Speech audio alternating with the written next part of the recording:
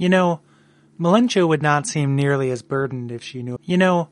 Melencha would not seem nearly as burdened if she knew about Audible.com because she could have audiobooks. You can fit infinite audiobooks on your back, strangers. Kee-hee-hee-hee. So if you want to be unlike Melencha, which you do, go to audibletrial.com/bonfireside chat.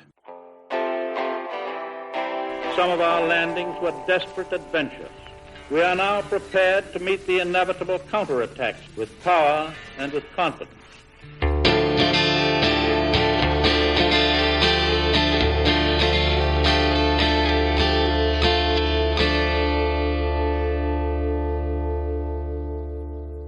Drang Lake's been a pile of rubble since the war fought long, long ago. When the giants crossed the sea. Seemed like the battles would never end. They say these trees grew from the remains of the giants. From each carcass sprouted new life growing into what you see now. My name is Gary Butterfield. My name is Kole Ross. My name is CJ. And you're listening to Bonfireside Chat. It is a cursed favorite. And this episode, we are talking about the Forest of Fallen Giants, continuing our discussion of Dark Souls 2. And as you heard, we're joined by CJ from the Twin Humanities podcast. Thank you so much for coming back, CJ. No, I appreciate being invited back. Thank you.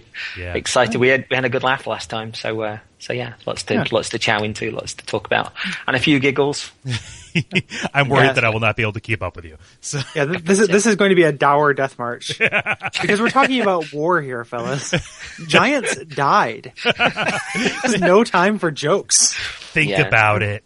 But if you're going to die, a forest is quite a nice place to do it. You can do this in real life. There's that that way of dying that I've mentioned, where like you can have yourself pulverized and turned into fertilizer for a tree.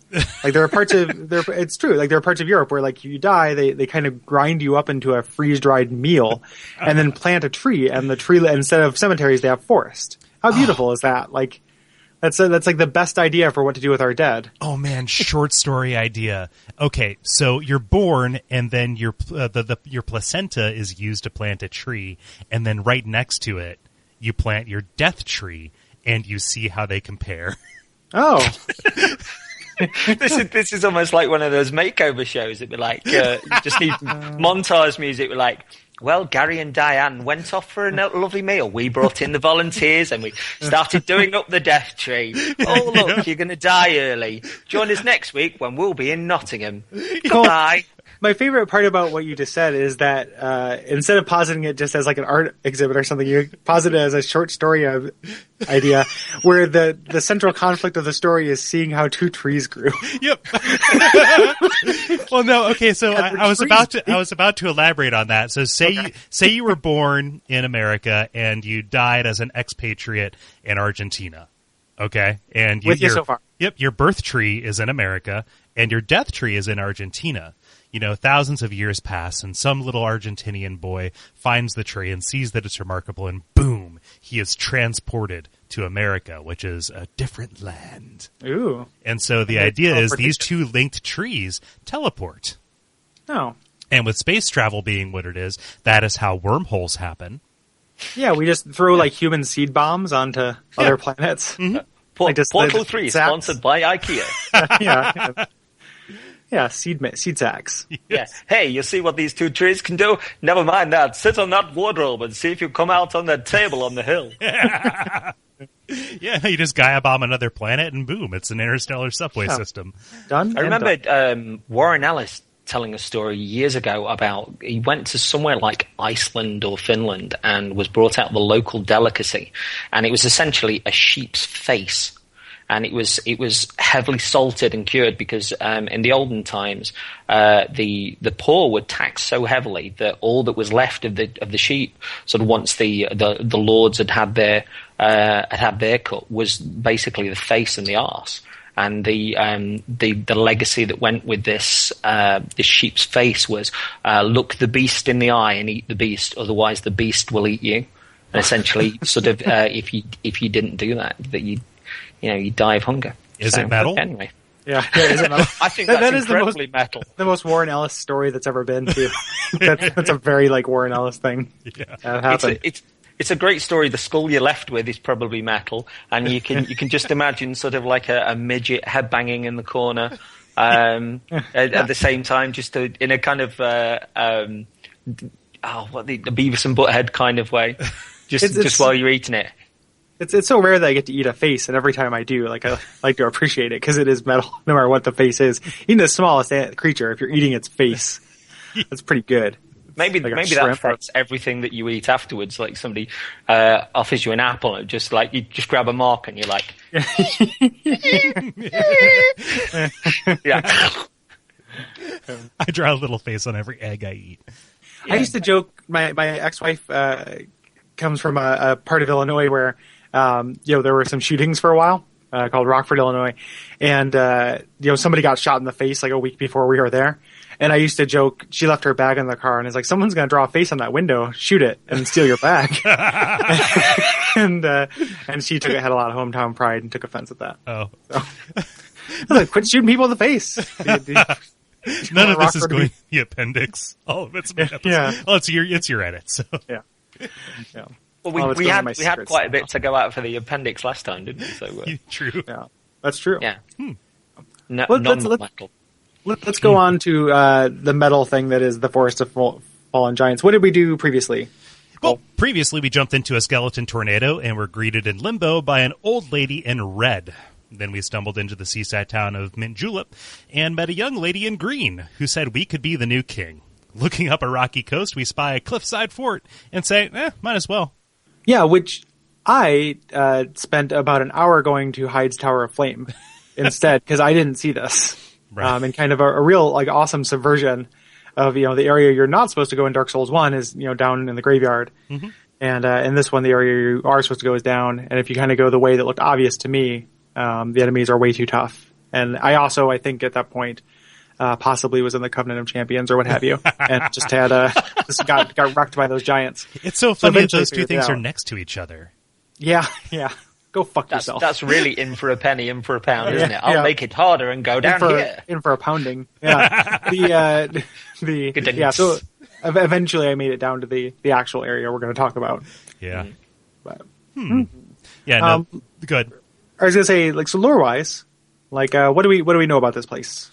Well, I believe that the Emerald Herald mentions that this was the site of a great battle, and that and then I believe that Shakwar also mentions that the trees are possibly the corpses of the giants who fell here. Yeah, Melentia mentions that. That's the soundbite I used at the top of the episode, which I haven't edited in yet. But yeah, the giants, whenever they die, wherever they fall, a tree grows there. Which is, really pretty thematically pretty strong in a game about immortality and endlessly coming back to life as a zombie. Mm-hmm. Contrast the way that the giant's life cycle with the Chosen Undead's life cycle, and it's pretty interesting. Yeah. As kind of a study in contrast there. Mm-hmm. They're able to kind of remain part of the same world without starting over. When I first heard Melentia sort of mention that line of dialogue in the beta, actually, when she said, "When the giants cross the sea," the first thing that I thought of was Anor Londo and the giants there, and just these visions of them coming across the ocean. So whilst I haven't got a definitive, because I've not finished the game yet, that was the vision I got, that when they died, that the trees grow out of whatever was left of them, I guess. Yeah, and one of the trickier puzzles is the definition of giant, right? It's kind of like, are you talking about Boston the band, or are you talking about Boston the city? Because they could just be referring to a different species, different race, or it could be the same. As we saw before. So is a giant in the generic? Is it referring to giants as the race of gods? And there are two giants in Dark Souls 1. Yeah. There's the slave giants and then the god giants as well. And also giant just means big as well. Mm-hmm. Yeah, I was going to say it could just be sort of somebody that ended up ruling the kingdom, or sort of overthrowing the people, or a degree of magnitude. Mm-hmm. Mm-hmm. Yeah. Yeah, so it's definitely intentionally kind of muddy. I think that as far as, who these giants were, I still don't totally know. And the reason why I kind of lend a little bit of credence to what CJ is saying is because of something we'll learn about, a bit later. I guess, no, actually we learned about it now because Valentia says, the giants crossed the sea, and we find out that the reason why is because Vendrick stole something from them. And we learn more about that later. We'll go in more into that. But that object, I think, is really kind of key to understanding the lore. Like, trying to figure out what that is, because that sets into motion the crumbling of this kingdom. Yeah. Mm-hmm. And I haven't heard an adequate explanation that jives with everything. It's Marcellus Wallace's soul. Yeah, there we go. Yeah, his soul case. His soul vessel. Yeah. That's what that briefcase is. That's why Marcellus Wallace wants it. He wants to respec. Does King be a Vendrick tiny look white like woman. a bitch? Yeah. That would be good if you then took that back to Pulp Fiction and it's just like a case full of life gems. Radiance. Yeah, the police just sort of shoot the place down. It's like a like get me my motherfucking Estes. Is there a sign out front that says Dead Hollow Storage? Hey, we had to say the H word. Okay. So I mean, I don't know what that is, but as far as we know, there's just a giant battle here between, the Vendrick's army and the giants. The final battle. Yeah, the final battle. And we will learn more about that specific thing later, which is really cool. Yep. But for now, we're just kind of in the aftermath of it. Mm-hmm. The Emerald Herald explicitly says you have nothing to fear, that the battle is over and no one will fight you, which is not true. No. In kind of mirroring the, her Priscilla ties, that like a lot of people have kind of theorized, this is a peaceful land. Mm-hmm. No one, its inhabitants kind. Yeah. Essentially, though, she could say anything in that language and in that accent, and it would just sound beautiful. Mm-hmm. Yeah. You'd just be listening to the tone of it, the wonderful sort of slight, sort of soft song of it. It's the equivalent of going into a supermarket and having one of those automated sort of service things where they're like, if you'll just take your receipt now, you're not really listening to it. It could be saying sort of, your receipt will print off in the mouth of a small child near the freezing pop. And you just be like, oh, well, right. I think your automatic checkouts are friendlier over there, CJ. Yeah. Ours only get friendly when you swipe the value card. I just imagine sort of like a get out of the store. Yeah. Welcome to Brooklyn. Hey, why are you buying that? Can you not afford a more expensive one? Look at this guy. The idea of an automatic checkout that compares what you buy to the person who bought directly in front of you. Oh, yeah. That's a weird idea. But I think there is some kind of like, again, just keep going back to this lore, like a little bit significance to the Emerald Herald and whether, the fact that she is so gentle and on the surface, I am a 100% good character who is helping you with everything. Mm-hmm. Kind of thing similar to, the Maiden in Black, obviously, where like you have to take that with a degree of suspicion. Like I haven't quite figured out if that's true. And that's the kind of a point where like, if she is 100% legit, then I feel like there's not quite enough to this. If she's not, I don't know what she is. Yeah. But the idea that she kind of lures you into doing things for her right away. Right. Like you immediately show up and she's like, are you a monarch or are you the next vassal? Like, well, that has nothing to do with why I came here. Yeah. Yeah. Like what are you talking about? You came here because you are forgetting your family and to cure the curse. Mm-hmm. And you kind of get drawn into this thing immediately with no preface, Yeah. Well, every Souls game before this has had a degree of manipulation. And so, part of what I went into this with was, trying to figure out who's zooming who, to a certain extent. And I believe that there is an answer later, but, you kind of eye her kindness with a little bit of suspicion, because nothing is she's the first character that actually, offers you a kindness as well. I mean, there's the atrocity at the start, and then there's all the old ladies in bathrobes that are mocking you. And she's the first person. I mean, there's that beautiful music that kicks in anyway, but the way she speaks to you really softly is part of the a part of how enticing Medulla is and how much it takes Yeah. your breath away. You feel, I mean, even aside from sort of, you know, the rush of the ocean and the beautiful sky, there's a warmth you feel at home there with the way that she speaks to you, and hence the things that she says afterwards, you kind of trust, because it's your anchor to the world, I guess. Yeah, which is all intentional. Like, the way that Medulla feels is very intentional. And to what intent, I'm still not totally sure whether it's as put on the page or if there's something more to it. But that's something that we'll explore and as the show goes on. But I just want to talk about her telling you, this is the only time explicitly she tells you something that is false that I know of. Like, you are going to have no problem here, and you go here and you immediately have soldiers up in your grill. Yeah. And what's funny is, you know, you go there expecting to fight giants, but instead all of the resistance that you encounter is kind of the remnants of the Drangleic army who went hollow, and they, you know, all that they have is their last known purpose, which was to defend this fort. And now all of a sudden you are the invading presence. Right, you're the giant. Yeah. You know, to them. Yeah. So you had to go through kind of this little like airlock and this cave system to get here. I thought about a lot about that as well, what the kind of purpose of that is. And I think that the kind of bigger buffer zones between areas, we talked a little bit about last episode about how space is spacey-wacy in Dark Souls 2, and we're actually traversing a continent, you know, as evidenced by that map. And I think that part of the kind of the buffer zones that are large and, you know, devoid of enemies and have this kind of like a stark utilitarian structure to them masks some of that. So, like, I think during this time you are maybe traveling further than it initially seems. You know, like, this battle wasn't that close to Medulla. Medulla would have got destroyed, you know. We see the battle later, like, there wouldn't be a Medulla. Right. But I think we're actually moving further than that. And I think that's evidenced by the map later on.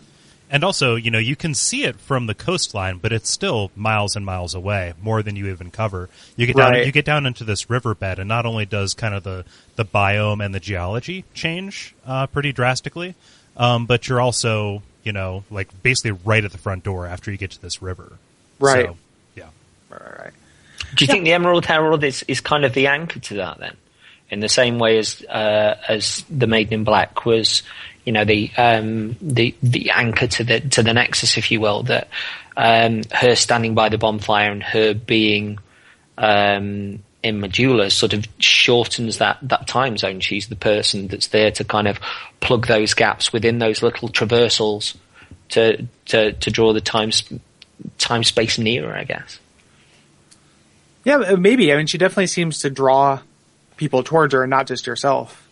You know, and from kind of the corner, literally the corners of the world, people come in. The achievement for getting everyone to come back to Medulla is called a Gathering of Exiles. Right. You know, so she could definitely have that kind of force. Like, it's just very, there's a lot to it. It's very interesting. Because don't we only see sort of part of her face as well, like one of her eyes? Yeah, so and the other one is a Bowie eye. You can see it. You have to kind of do some camera trickery, but her eyes are two different colors. Yeah, like a standard Bowie. Yeah.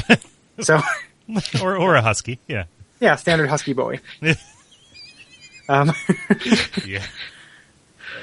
So we're introduced to our first enemies here, the Hollow Infantry, which are pretty much just kind of standard, you know, hollows. Yeah. Like that we're pretty used to. It's a little bit like coming home and seeing old friends, you know, especially after kind of dipping into Heide's tower, where it's like, oh, this is more like it. I have people with bandits, you know, bandits, knives, and leather armor. This is obviously the Berg equivalent. Yeah, this is where I should be. Yeah. And you know, going up this beautiful river. I didn't find this bonfire for a while, which was frustrating. Yeah, because I ended up having to do that run up through all that airlock and everything several times.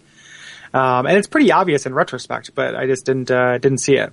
Yeah. So there's so much kind of the color palette is so, you know, uniformly green and gray here that things kind of tend to stick, you know, not stick out.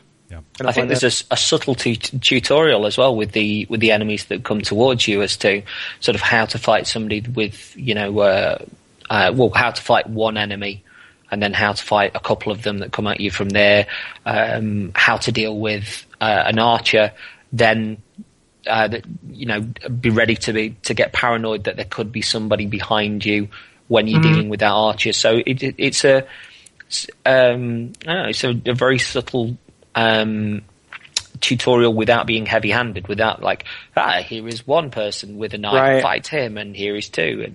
And I, even as an experienced player, I appreciated how that would bring new players into the fold and just get them thinking sort of out of the ballpark a little bit. Yeah, Yeah. it's the gameplay foyer. Like you're literally following the river bend around the difficulty curve. Yeah. Yeah. Yep. And immediately, so like, and they also introduce at the end of that the soldier playing dead, and then immediately, as soon as you climb the ladder, you're introduced to all of those elements at once. Yep. Like it is 3 soldiers, 1 archer, 1 soldier playing dead, and then this Heide Knight who you don't know what's going on just yet. Yeah.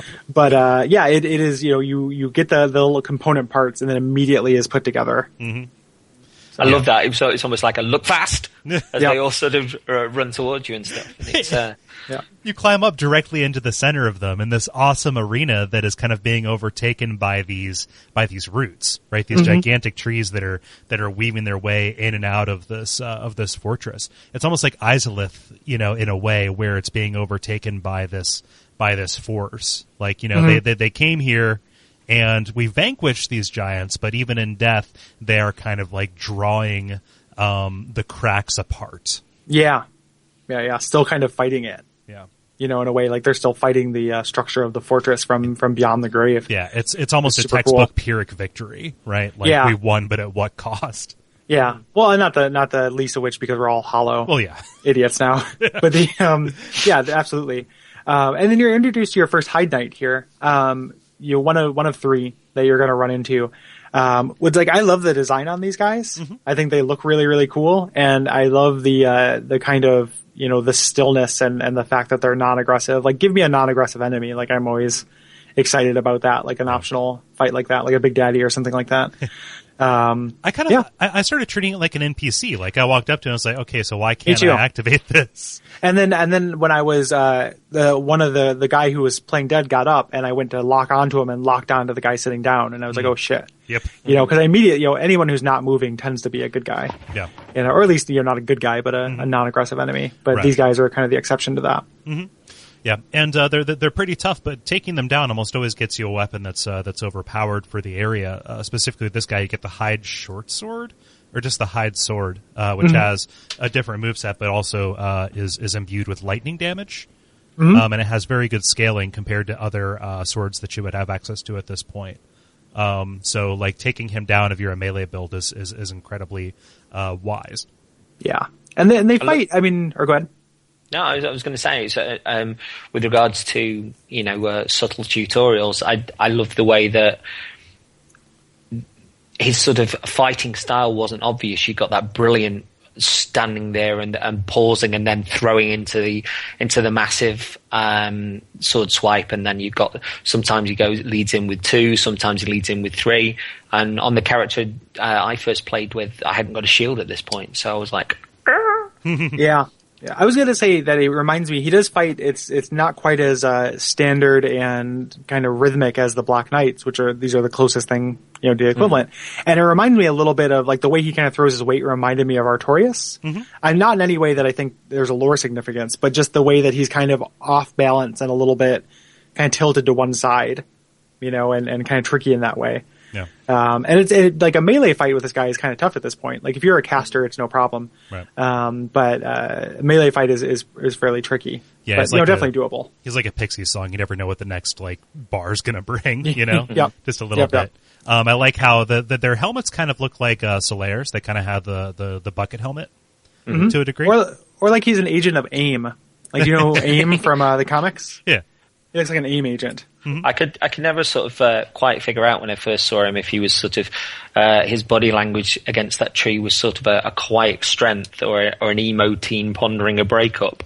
And then he almost looks like he's sort of listening to something on headphones. And I was sort of thinking, what could he be listening to? And then, you just seeing him there and he's this vision of strength and confidence. But in his head, it's like, if you leave me now, you take away the biggest part of me. It's even better if you then put that over the top of the battle that you have with him. That like you're seeing this like her and her on the outside. He's like, ooh, no, baby, please. It was brought up when I was streaming this area that some lorester, I believe it was guessed that it was Vati, said that these guys, they're kind of the last remnants of Heide, which we see later, but is very much kind of a mysterious kingdom, and that they're actually waiting around in their emo, pose, waiting for somebody to take the best part of them, because they're waiting for an honorable death, because they are strictly like that kind of samurai knight, right? So there's kind of like, okay, so somebody's going to come up and attack me, and they're obviously going to have the balls to fight me, just waiting for, somebody to actually be able to do it. Right. Yeah, I'll take it. I don't think I've seen Vadi say that, but it's possible that came from a Vadiism. Like, the thing that I knew that he said about them was that maybe originally they were not, like, they helped passersby or something like that. Like, they were, a guide or a guard. But I don't know. I haven't figured these guys out yet. Right. So do you think it's almost like the guy that sort of sits near Firelink's shrine, within the fact that they're not hollow yet, but they're on their way there. That they've kind of given up, and are slowly hollowing, but not quite at that stage yet. It's all the people from Heide who don't know how to swim.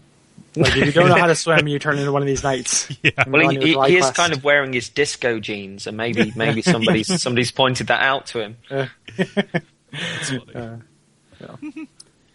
So you kind of continue on to the fort. There's some kind of standard, shortcutting, and there's a way to go upstairs and get a short sword, which is pretty good at this point if you don't kill the Heide Knight, or you don't have the stats to use that sword. Right. Because you do start out less powerful in this game than you do in the previous one. And kind of move through this kind of hole that's been punched in the wall, where trees and probably cannon fire has kind of broken into this fort. Making your way up. There's a nice little ambush at the top of some stairs with a fire bomber behind you, and some hollow guys. And you're introduced to the next enemy, which are, what are these guys called? Like the the knights, like, as opposed to infantry guys. Let me look at my guide here in front of me. Yeah. Going back to the Heide Knight sword while you're looking for that. Once again, tutorial wise, I thought this was a great way of sort of telling a player to go back to the opening area and learn how to level up.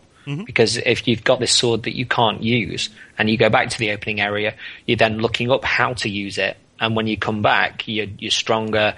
You do more damage with the sword itself, and it's, I don't know, it almost seems like a process of, subconsciously sort of running a player through what to do when you get weapons that you can't use. Yeah, giving you the loop or a way into the loop. Yeah, I mean that's what I did. I mean, even as an experienced player, I got that, couldn't use it, went back, got enough souls to get that, and bought a shield. And at that point, I was in my natural playthrough. So I wasn't sort of, because I started out as warrior, I think. And so rather than two-handing, I was now blocking and then attacking with the Heide Knight sword, and it all of a sudden I'd found momentum, and I just imagine that if a new player has maybe tried something like that, or tried to figure it out, that they might be along a similar path, and that's a good learning process for how to progress in the game in itself. Yeah. These enemies that you find are just hollow soldiers. Okay. And they just are the upgraded. Yeah. And they come in a couple of varieties. You have most of them are going to be two-handers, but you also run into the turtles. Not the actual turtles that you find later, but the ones with spears and shields. Yeah, those guys are son of a bitch. Yes. But yeah, so as you kind of make your way up this area with the firebomb ambush, you get up to the kind of this landing, and you make your way to the Cardinal Tower, which is the fort proper. Right. Which you want to jump in here. The bonfires are pretty generous in this area, and the shortcutting is very generous. Right. I find, which is really nice. But before we go into that, there's a little detour, which you kind of have to know to do it, to drop off this ledge, right, and go into this area on the other side of the wall that you were just on. Yeah, and you can look out and see this. And what's awesome about this fort is that it's more like a fortified city. And you can see living areas, and kind of what you're getting out to here is the outside of the wall. But you're watching as you're climbing on the scaffolding that was put up to try and mend these holes. that were blown into the side of the fort itself, and that's how you kind of get down to this forest floor. Right. Which, by walking down this awesome tree kind of area down here, and there's a bunch of just like aimless infantry guys down here, just kind of sadly like Peanuts themed, just kind of walking around. Eventually, will fight you. The kind of important thing to note here, though, are two areas. One, if you go up to the fortress, you can see that it is the interior of it is on fire. And there's kind of just a raging fire that has been going. And if this battle is ancient times, something's up with that fire. But then there's also this cave. There's a shitty side cave where you just get a helmet. It's like, I have 7 of these. Like, I've been killing guys this whole way. Yeah. Like, don't give me this stupid helmet. But this cave where you get kind of like what I would call kind of the Drake sword for this game. Yeah. Almost the fire longsword. But that the equivalent in Demon Souls took me through Demon Souls, and in my playthrough of Dark Souls 2, I'm still using the fire sword. I think it's fantastic. No, it's a good weapon, but it's not like the best. It's not the best weapon as far as like once you kind of know how to optimize, you can find a better weapon. Like it is a good weapon though. Yeah. Like it is. If you like the longsword moveset, it is a good weapon. Yeah. Similar to I think my favorite part about it, and the reason that I keep going back to it, is when you two-hand it, the R2 attack is fantastic. That sort of Ricard's rapier type stab is fantastic for bottlenecking enemies, and then just giving those double lunges and taking them out. I found that incredibly handy. Yeah. Yeah, and I mean, just having access to an elemental weapon at this, this early in the game, and the fact that it also scales with your stats, not as well as a regular longsword would, but like that helps it veer out of the Drakesword territory where it can have that longevity, usefulness. It's slightly better than a Drake sword, but it's not. Well, it's also slightly like not quite as powerful. Like when you first get it. Like one of the things about getting an elemental weapon this early is signaling to you that elemental weapons mean something different in the new upgrade system. Like it is not nearly as powerful as it was before. Like if you can just find one at this point, like they are powerful, but they're not as powerful as they were in Dark Souls 1.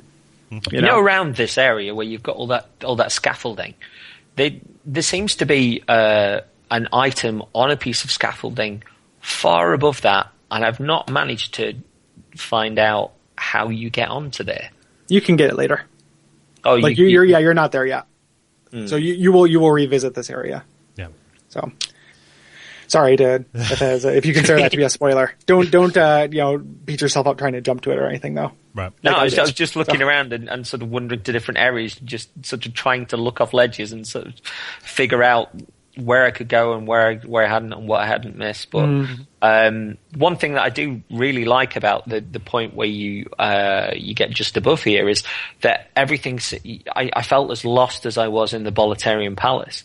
That it doesn't seem like right, go here or one true direction through the area, as seems to be the case with a lot of the other levels, if you will. Yeah. It seems I felt wondrously lost and was, still finding new stuff. Because I had a little bit of a preview of the game, and when I came back to it in my main game, there was tons of stuff that I'd not gotten there, and I always love it when a game basically goes, go nuts, figure things out. Yeah.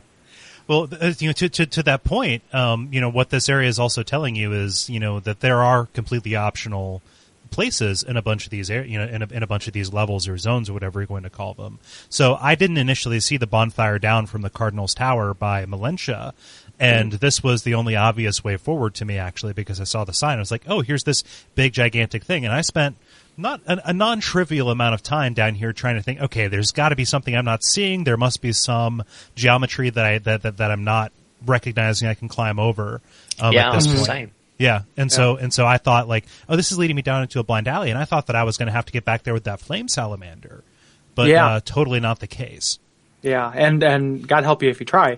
Like this whole the whole point of that fire longsword thing to me seems to be be brave, because they signpost that as an area you shouldn't go so hard. Yeah, like all the ashen corpses and just it's always on fire. And I don't go anywhere that's always on fire in real life. Like you're sometimes on fire, sure. Always on fire, never. Yeah. And but you get this huge reward to get there. And later you can come back and scoot around back there, but it is exceedingly difficult. Like it is late game kind of thing to do. Do you think picking up that sword, there's kind of a hidden lull that they know that you're going to then get back to the top, hit those barrels and inadvertently open up that shortcut to Malentia's bonfire? Because that's what happened to me. I kind of got back and I was like, oh no, look. Yeah. That would be pretty. Yeah. It's no accident that you're given a fire weapon this early. I think you get fire bombs she sells fire bombs. Yes. Which is also useful for that. But it's no accident that they're giving you fire things. Right. But let's talk about the Cardinal Tower a little bit, which is going to be kind of your hub, and you're going to open shortcuts to and from this. Yeah. You meet your first NPC in the area, which is the merchant hag Malentia, who refers to herself as a hag. We're not being racist. And there's not too much to her other than that she's a merchant.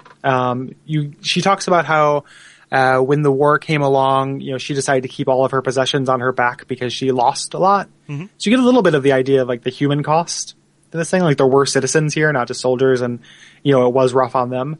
But it's interesting, she also sells Leningrass key so where did she get that? Is she just kind of going around picking up, the Detrius, like from, maybe Leningrass lived in this place and left a key, or maybe he fled and left that key and she picks that up. Yeah, doesn't she explicitly at some point state that she's a scavenger? Because one of her functions as a merchant is if you kill an NPC, certain NPCs anyway, she will pick up their gear and sell it to you. Yeah. So, she's probably the Dark Souls Roomba, Yeah, she's a hermit crab. Yep. Yeah. Kind of. Yeah, she looks like one too. I also imagine that her husband is the bloke that sells you stuff in Resident Evil 4. That like she'll walk through the door at the end of the day and he'll be like, "Hello, stranger," and she'll be like, "You're a stranger to this land. All we get is strangers these days." Or when she's leaving to go out, she's like, "I've got a bargain for you next time we meet, my love." And then the audience like, "Woo!" The camera closes in on him. He looks at the camera. He's like, "Hello, stranger." Audience bladders themselves laughing. What do you buy? Yeah, I think you just you just pitched a Mega 64 skit. You know who Malentia looks like? Have you guys seen Labyrinth? Yes. Yeah. The hag at the end of Labyrinth who has all the junk on her back. That's what Malentia looks like. Second Bowie reference. Yeah, I got Bowie on the brain. I always got Bowie on the brain. Bowie brains. I've always got Bowie brains. I'm never going to un-Bowie. But so she's not super interesting, but she's super useful. And she also teaches you the lesson: exhaust everyone's dialogue. Yep. Like if you want someone to go home with you, just talk to them until they can't talk anymore. Talk them into submission. Talk them into submission. The game. So if you want to pick up Malentia, just keep throwing eggs at her until she follows you back to Majula. You just have that last line of dialogue if you do walk away from her, which is almost a little sad though. That she comes across as almost a little bit lonely, even if she is sort of picking up trinkets from the dad. I can't remember the last line that she says, but it's always something like just something really. I don't know. She says something about you being her only customer. Like, won't you please, like, don't leave an old lady something. You're my only customer. Yeah, like that. It is kind of sad. Do you get the impression that she's hollow? Because she's one of the only, Majula NPCs who doesn't have the shtick of like, oh, I forget why I'm here. She doesn't seem to be losing anything. She seems to be native. She wasn't drawn here by the curse. Right? Yeah, she definitely wasn't drawn here by the curse. Like she explicitly lived here before the war. Well, if anything, she's got the same sort of mannerisms and sort of speech patterns as the ladies in red, shall we say, when you first enter the world. They laugh. They all laugh with a K. Yeah. So there's some kind of miscellaneous treasure around here. Kind of significantly, if you go upstairs, there's a door you have to smash through. They introduced that. So there are some doors that will not open from the side, but you can actually bash open.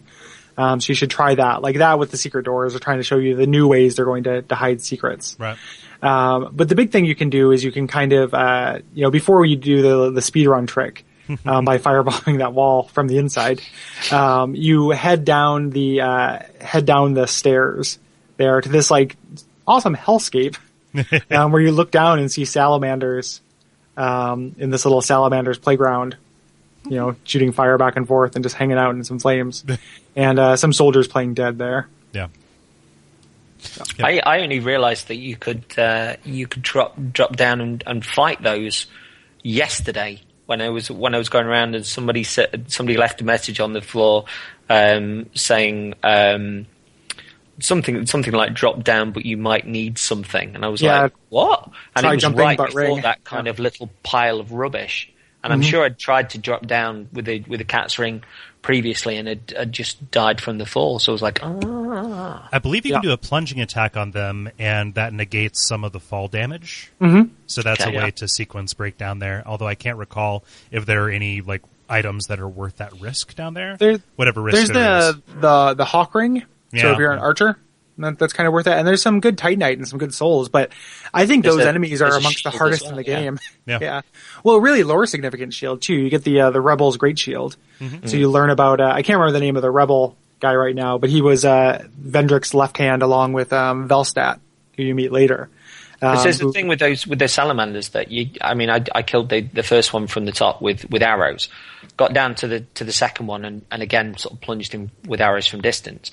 Went to that cave underneath, found sort of somebody left a message with sniper spot, and managed to, from distance with running back and forward a little bit, get one there and then the one after, and the one that's right at the back, where the shield is, won't turn back where the other salamanders do. He'll chase you right out of the cave. Yep. And I was like, whoa! It is those things are among the hardest enemies in the game. Yeah. Like, I think those guys are so tough. Yeah. So the Rebel's Great Shield, it belonged to Rame. Rame, okay. Yeah. Who was along with Velstadt, the left and right arms of the king. And he kind of was declared a traitor. And that shield notably has a black raven on it. Which was Rame's favorite bird. So, throw in Velka speculation here. Oh, yeah. Yeah. Well, it's also, so we're going to talk pretty soon about Pursuer, just to get into it. So the Pursuer, I guess we can bring it for when he pops up. Mm-hmm. But the whole thing, like something I realized that was interesting is that a lot of the materials refer to the Pursuer's bird as a raven, even though it doesn't look like it. Right. So I wonder if that was a late game change. Like if they changed that, like when they were doing the early builds and people were writing the material for it, it was a raven, and then they decided to not make it that. Yeah, because I thought initially that it was an eagle. Mm-hmm.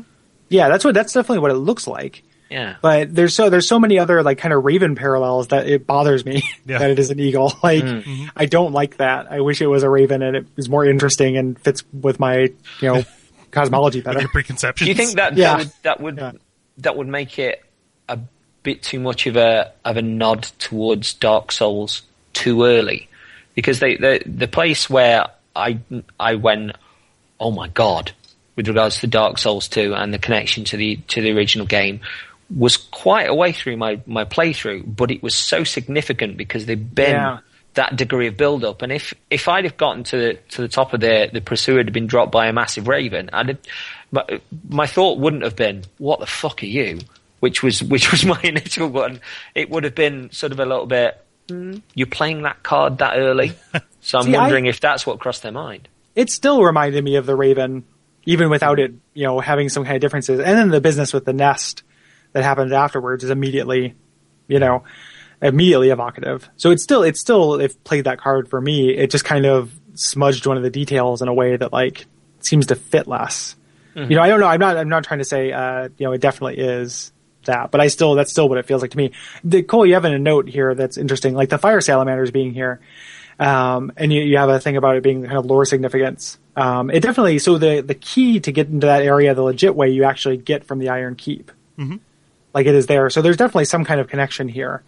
What the relationship is between Vendrick's kingdom and the Iron King's kingdom, I don't know. There's also the notion that the Turtle Knights that you see a little bit later, you encounter them again, and they are explicitly through their armor stated to be golems that were created by the Iron King, that Vendrick possibly got the technology from him to make those, or there was some kind of more explicit connection.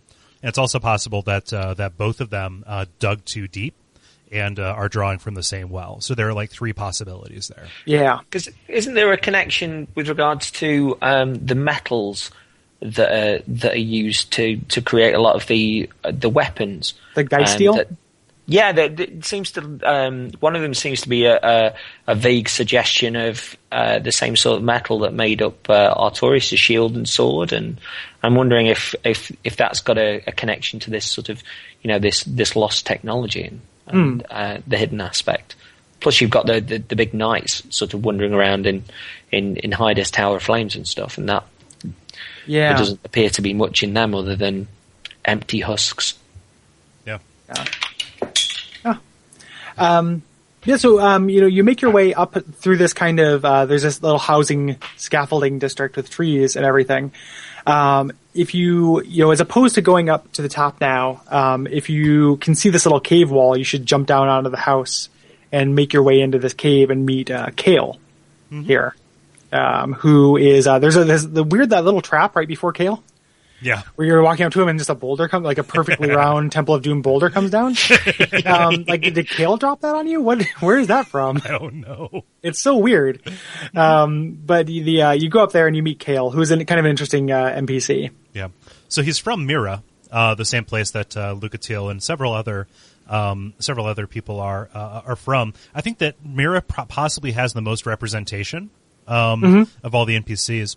And, he came here for the same reason you did, to try and cure his curse.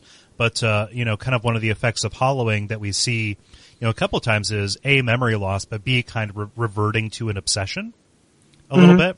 And his particular thing that he got distracted onto was map making. So that's why he is, this cartographer. But it's very tragic because he, speaks with such enthusiasm about this thing, but his initial reason for being here, kind of like breaks through in these little sad asides that become more common.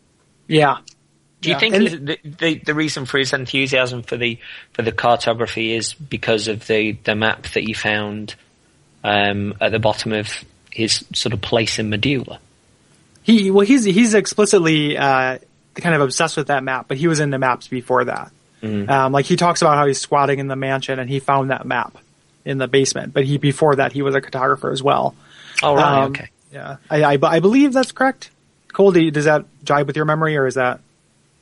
I think that he says, I've been enthusiastic about maps for a long time. I don't know if he was a cartographer before. I like CJ's notion of like the map being this Lovecraftian artifact that kind of gets a hold of him and possesses him, or becomes like the center for his obsession and like triggers that old thing. Though he could also just be like trying to, like he saw it like we did as a map and is trying to map those areas to real life in the way that you really can't in this game. So he's just like, if this is a map, let's go here, and then that's where he's at now, trying to come up with a correspondence between the two things. Well, he seems ever more fascinated once the flames start to appear on it. So I'm wondering if that's the next stage of it. But it could well be. I hadn't really considered it, but it could well be a deeper, more sinister connection between the map and him. And I mean, he starts talking about how the flames are like reviving him a little bit. Like he hints that it might be, that like the more of them that come up, he feels restored. And eventually when you light all of them, he forgets who you are. Yeah. That's so sad. Like that's the story that we're going to see over and over, is this idea of people coming here and losing your purpose the exact same way you did. Yep. When you immediately started going on this Vendrick quest. Do you think like is the Emerald Herald responsible for any of that? Like, are these other NPCs we see people who came here to cure the curse and she's sending out on these errands for some purpose? Maybe like setting all of them up for you as the chosen? Yeah. But maybe the reason she's that setting the bricks of the world up, for you to knock down because she has this thing she needs you to do. But maybe the reason that they've left the regular world isn't sort of this the tragedy that were painted beforehand with regards to you've forgotten a wife and a child, and maybe it's something deeper than that. Maybe it's people that have a calling to perhaps end themselves, or have experienced something to which they wish that they could forget. and it's a wish too far when they lose all of their memories and are drawn to a place that's unrecognizable. But the first anchor that they've got to being there is this giant sort of piece of light that they walk towards, and then there's somewhere that's just inescapably beautiful to a way that they can't quite rationalize, and someone that speaks to them with a tone and words which are comfort, which have resonance of love, even if they can't anchor themselves to the specifics of what love is. Yeah. So I don't which know, is like, all a bit poncy, but it's very poetic, and I like it a lot. You're basically describing Silent Hill. Yeah, exactly. I was going to say that sounds like something like that, or like River Styx or something like that, where you go to try to forget something, or Eternal Sunshine. Yeah, or something like that.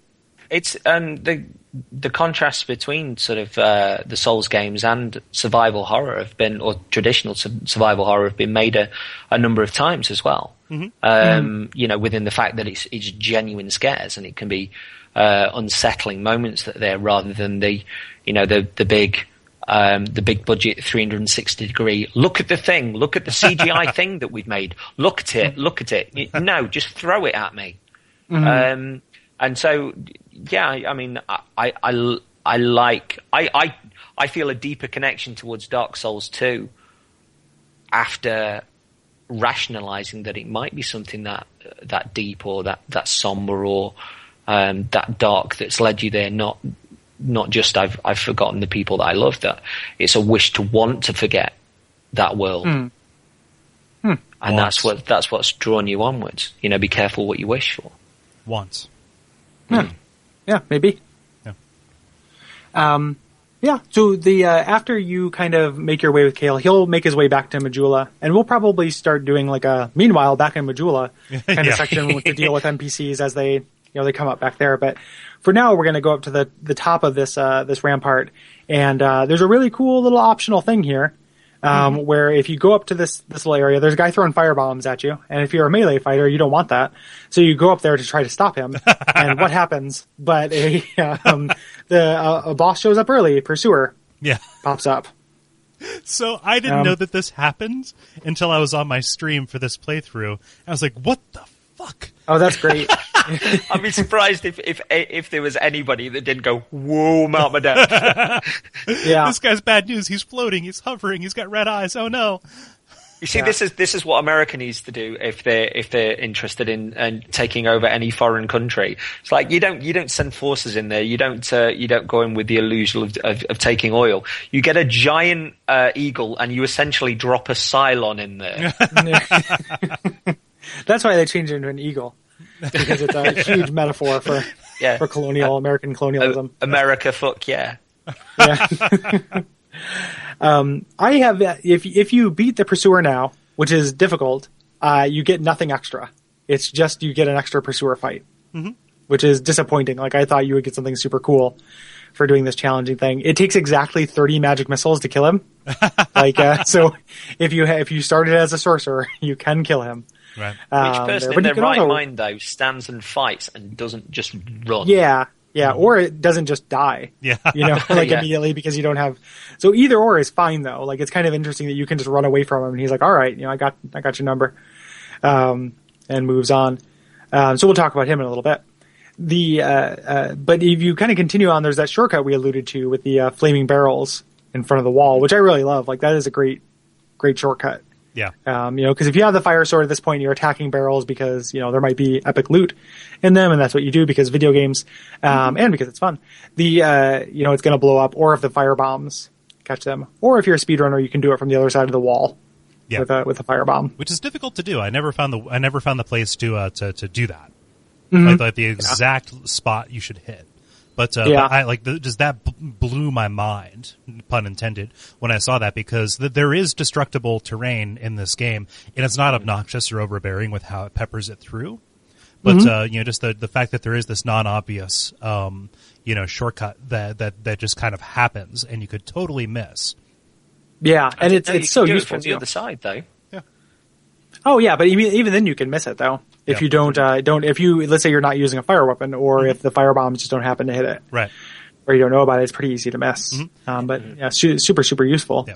And I think that in general, there's more kind of destructible environments. Like you fight more enemies in areas with kind of crates and stuff around. Yeah. And it creates this kind of really dynamic, like, several times where I was fighting those turtle knights later, when they do that horizontal, like baseball, kind of knock that knocks you back on flat on your back. Yeah. I would land on a crate, and it was just really cool and like felt like from a movie. Yeah.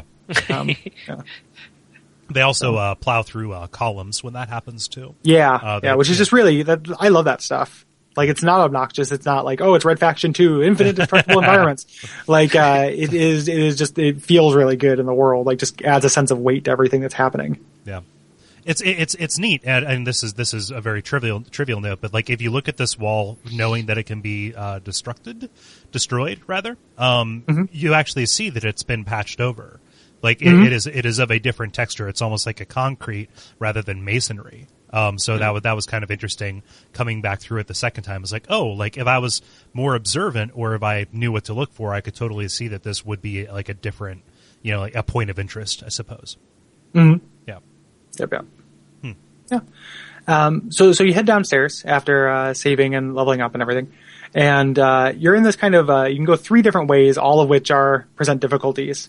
There is the ballista room, which what is the original purpose of that room? well, it's like the worst surprise party or something. Like, we're gonna surprise you with 5 bullets to the face. Is the entrance even big enough for giants to get through? Or are they just hoping that one will walk by?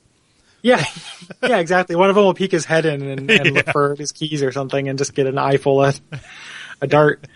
But yeah, so you have to kind of set off that trap down there to make it through. And even if you do, then 3 or 4 of these soldiers come out and attack you. Yeah, you're far more likely to die to them. Yeah. Yep. I think that's one of those points where the game is saying don't trust what initially appears to be apparent, because you run into that room, you're thinking, oh, I can lure that turtle guy in and I can get him with the ballistas, and then you've got guys hiding behind it. So you get in the middle of that sandwich. No. It's really like worth going in there though. You're getting tons of excellent treasure in this area. Like this is the treasure box for the Forest of Fallen Giants. Yeah. Because you get if you're a sorcerer, you get Great Soul Arrow in this area. You go in there and head downstairs. Oh, and those ballistas, if you fire one, you can actually hit the barrels that are next to the Turtle Knight across the way and blow him up, which is super, super useful. Is that the only mandatory one that you have to fight here? I forget. The only mandatory Turtle Knight? Yeah. Oh, you can run past him. Okay. I mean, mandatory, quote unquote, that you encounter naturally without going to a secret area. Oh, yes. Okay. I believe so. Yep. Cool. But if you go downstairs here, you're in for even, more fun, because there's a door that doesn't open from the side, and in a real interesting trick that I didn't discover until my last playthrough, you have to make a noise on the side and trick the other soldiers on the other side to busting it open. Yep. So if you punch the door, they'll bust it open from the other side. and you get the life ring in there, which is really useful. And then if you bought a Pharos' Lockstone from Malentia, you can use that here in those like creepy. Let's talk about Pharos for a minute. Yeah, for just a second. Yeah. So Pharos, he's kind of like the great thief from Kingsfield a little bit, in that he is this legendary tinkerer, trapsman, device maker kind of guy. And throughout the land, you see these things that look kind of like faces. They look like American. It's almost like American outlet covers to a certain extent. There's a bank that looks just like them. There's like this bank that eats coins.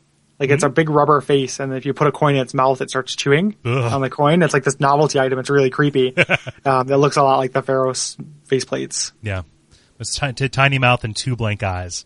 And if you pop one of these Pharos Lockstones in, and they're very, very rare, especially early on. So you have to make choices, or it's a little bit of a gamble.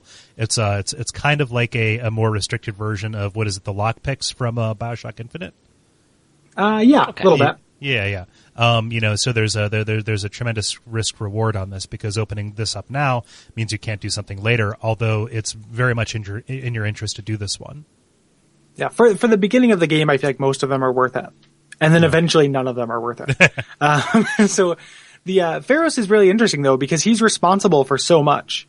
Like, it's not just these faces. Like, there are other things that you see, specifically those poison-spitting statues we're going to run into later. Mm-hmm. Like, there's a huge stack of those in his area. Right. Like, so like that's a technological device. I assume he made those. I hate those fucking things. What an asshole he is. Yep. I do not, again, I don't have like kind of a grand, like there's very little, that talks about him in the game, mm-hmm. but pretty much whenever anything is kind of like a machinery or mechanized thing, it is Pharos. Yeah. He's basically Sen. Right? Like he is the thing that takes Sen's devices and puts them out into the world. However, I believe on the Lockstone description, it also says that not everything that is attributed to him is actually his. And so there are Pharos copycats who are kind of out there spreading chaos and destruction in his name as well. It's like the early days of Napster. Like you're like, oh, I got this cool song by the mini bosses. Oh no, it's The Advantage. It's actually following the music theme. Maybe this is what Pharrell spends all of his money from Get Lucky on. It's just like, so Pharrell, when's your new album due? Actually, I'm going to be looking into traps and things that I can do with bricks and walls and things that I can hide. Yeah. Is that a concept album? Maybe. No, okay. So we need to. It's about election time. We need to revive our campaign for Trap Snakes 2016. We'll never go for that. They went for Reagan. Good point. We got 2 years to turn that around for Trap Snakes 2016. Yep. We took a bit of a hiatus to find ourselves and decide, should snakes be the forerunner and traps the running mate? I think that we are confident that traps can win this with the support of snakes. I think that snakes reach the Midwest demographic in a way, especially the Southwest and the Sun Belt. And so I think that we have a solid platform to run on, and we can hold up to scrutiny, especially if somebody isn't very careful as they approach us. Yep. Exactly. I'm in favor of traps. Speaking of traps, there's also the first chest trap down here, which I thought I saw a bloodstain and saw someone die next to it. So I thought Mimic. Yep. So I smashed the chest to pieces, and I was like, "Oh, that idiot who died for this, it was just rubbish. Who cares?" Yep. But then realized that when you smash a chest, it turns whatever was in it to rubbish. Which is heartbreaking. That happened to an Estus shard for me. Oh, that sucks. Yeah. Bonfire aesthetic, dude. That'll bring it back. So is this sort of chest trap? Was this the poison gas? It's randomized. Is it? Oh right. Okay. Yeah. I didn't know that. Yeah. It's either poison gas. I think it's poison gas, petrified gas, or crossbow. It can be any of those things. Yeah. And the crossbow. So following through your thought that the ballista room was the biggest surprise party ever. We've got the people you got the soldiers that bust through the door when they hear a noise, like, it's here. Who's got the cake? Your presence downstairs. And then you've got a randomized. Sorry trap. about all those ballistas. Like, okay. we only ordered one, but they brought in so many. Yeah. I got a deal on ballistas. It's so exciting. The punch ladle's electrified. Yeah. That's exactly Dad, the kind I of wanted a bouncy castle. Nothing says friendship quite like a spear through the heart. Let me tell you about my friend Brian. And that's exactly what we can expect for the for the campaign fundraising parties and dinners for Trap Snakes 2016. This is wonderfully falling into place, and if there are not badges, buttons, and a stationary set, I'll be duly disappointed. Yep. Oh man. So that Lockstone gets you the Chloranthy ring and a Titanite slab, which is crazy, and is communicating to you a little bit about the reduced value of Titanite slabs in this game as well. Yeah. Like, you're going to run into more of them. Like, I had like 7 by the end of the game. Yeah, you're not going to have to kill Dark Wraiths for hours and hours to try and get one.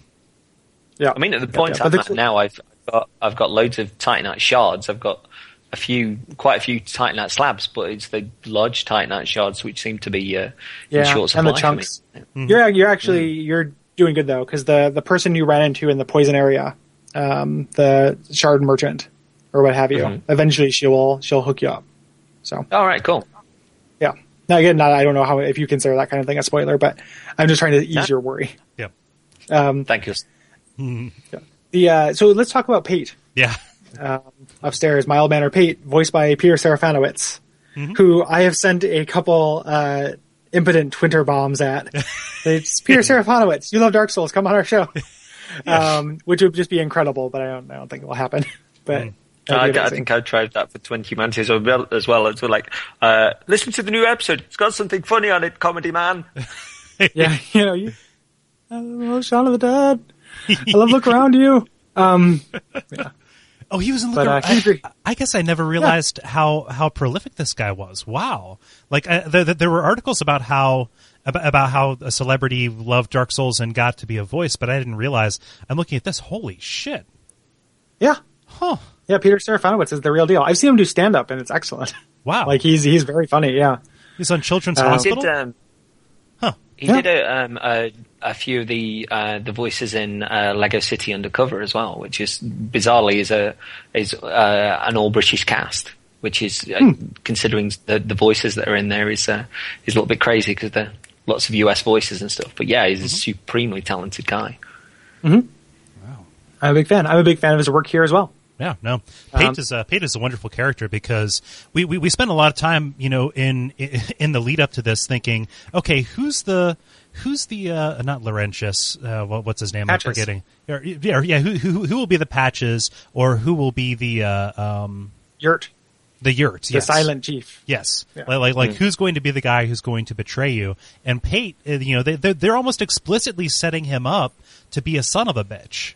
Right? Like, oh, there are bandits across the land. Here's a trap. I'm waiting right by it. But there's somebody that I've met.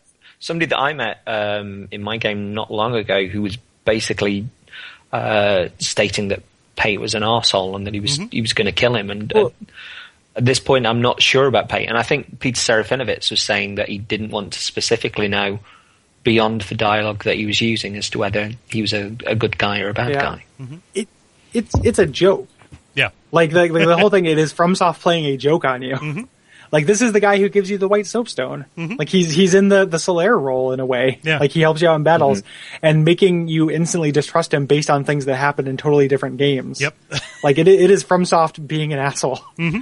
And his storyline that actually plays out with the other guy that CJ's talking about, and we'll talk about them later, has nothing to do with you. Yep. Like, it is not, neither of these people want to fuck you over. Like, he's not fucking you over, at least not here, So, yeah. Mm-hmm.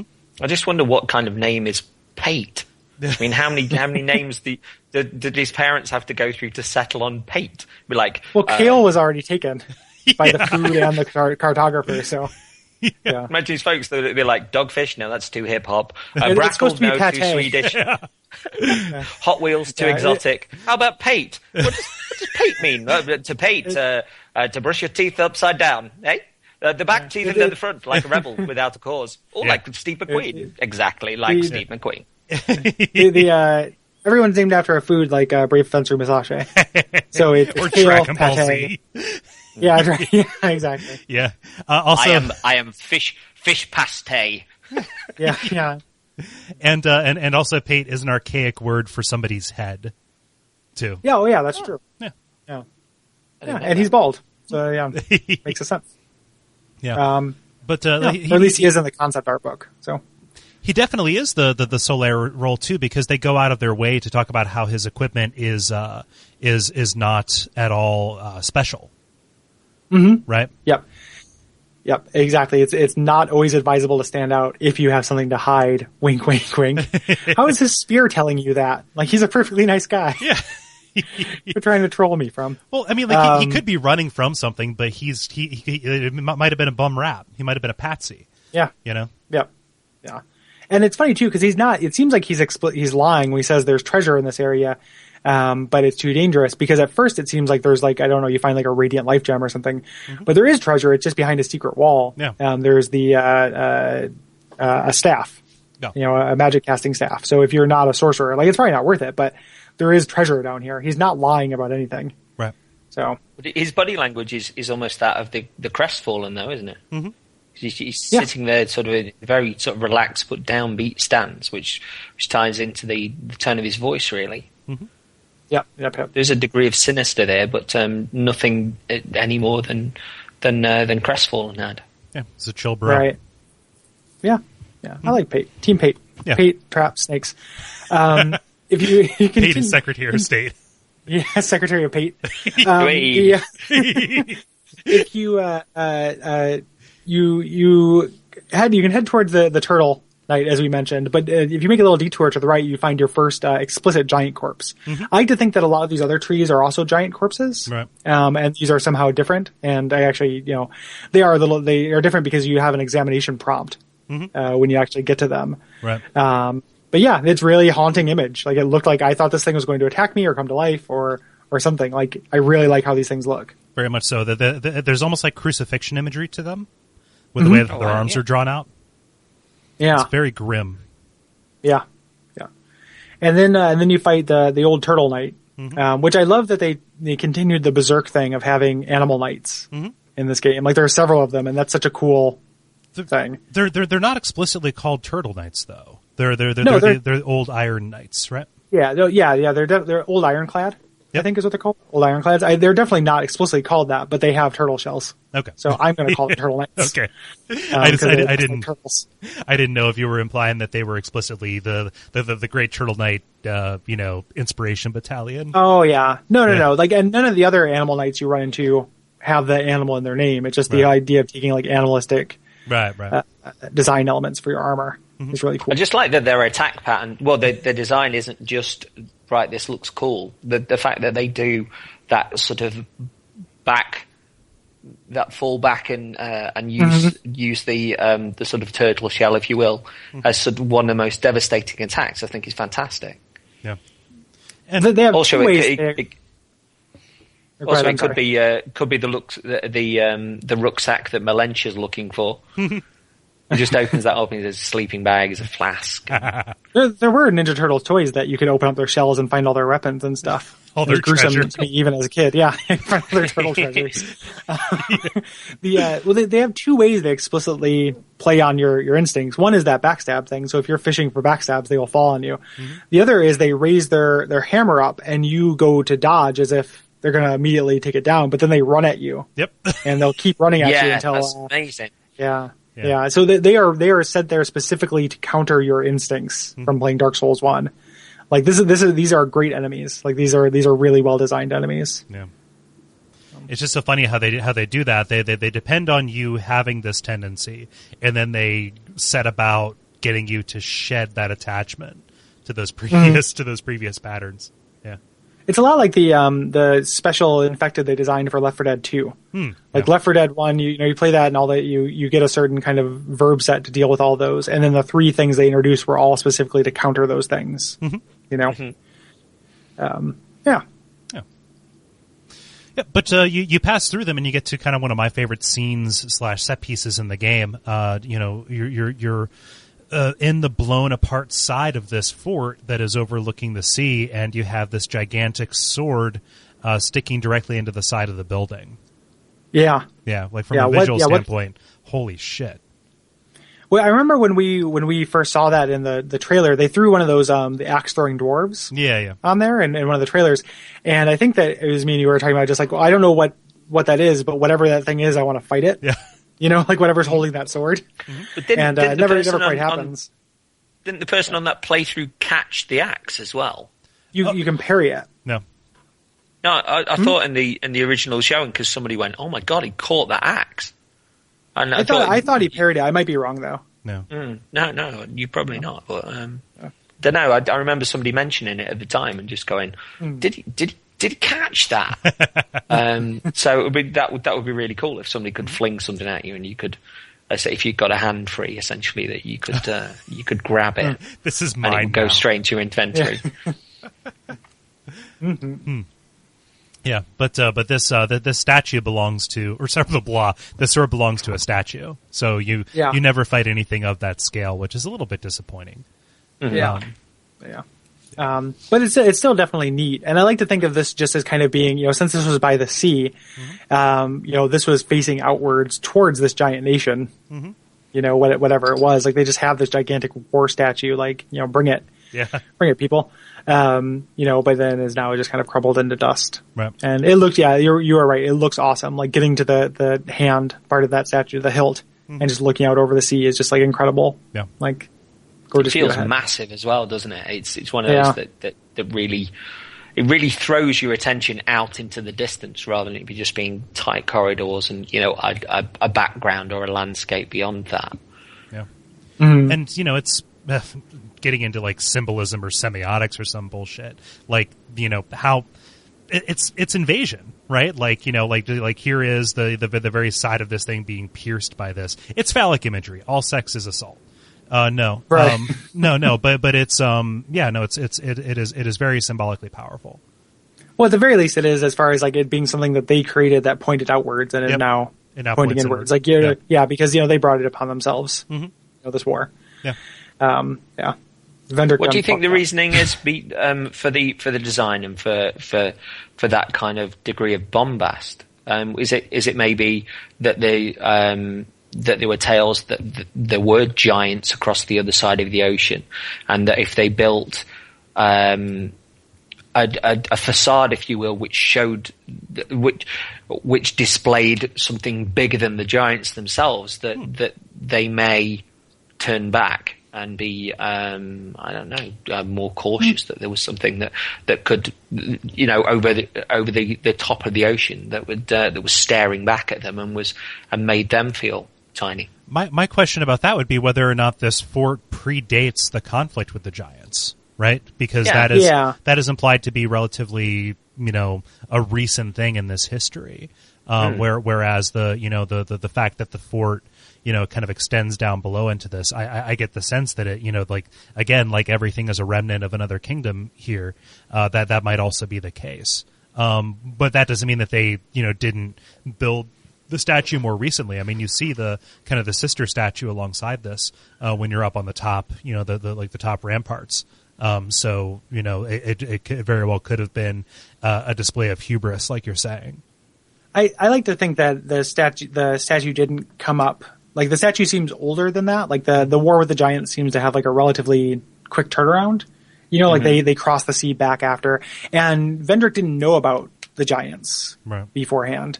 Because he learns about them once he's kind of tempted into going across and getting this thing. Right. So I don't know if the people in this world knew about the giants beforehand.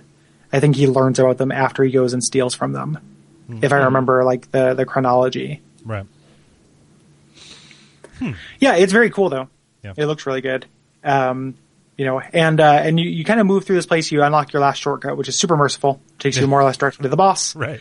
And you head down this elevator to go fight this first boss. If you did Pate's little side quest, you can summon him for this. Yeah. Which you don't have to continue his storyline, which is, useful. Right. But you can if you want. And I think if he dies when you summon him, though, I think that it does end his storyline. Yeah, that's one of my biggest bummers, and it's one of my secret, like, I hope they patch this out kind of things. Yeah. Fixing NPC quest lines like that, because that is a little bit harsh. Yeah. Yeah. I guess, according to our buddies on Facebook, they're saying that ring that makes enemies aggro you, like, kind of takes care of that. But then ENB did a playthrough, and it didn't work for him. Like, he tried it with a Smelter Demon later, and it didn't work. And he lost. So I don't. Yeah. So that sucks. And I still haven't done the keep everybody alive quest for these things. Like, it's just too hard. Like, and it just So I've only been able to keep Blue Cathedral alive for 2 fights. Right. So out of the requisite 3. Yeah. Yeah. And I lost Benhart. So yeah. It's just, it is hard. I wouldn't mind a change for that. Like, ultimately in the end, I'll end up watching their special dialogue on YouTube and won't be that much poorer for it. But it is frustrating. Right. So. Yeah. But, let's talk about the last giant.